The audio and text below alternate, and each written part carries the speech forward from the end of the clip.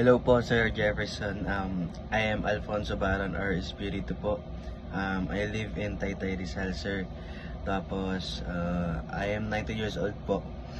And then, I graduated in Lasal College Antipolo po last May 25, 2024 po.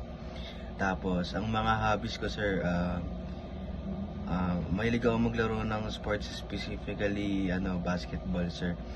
Tapos mahilig rin ako makinig ng mga rap music, lalo na yung mga local music, yung mga sikat ngayon dito sa Pinas na mga rappers, sir. Like sila Flo G, sila Heb Abi. Tapos yun, yung mga international naman, sir, sila Drake, sila sila Kendrick Lamar, kung kilala niyo po, sir. Ayun po, ayun yung mga hobbies ko ngayon, sir. Ayun lang po. Thank you, sir.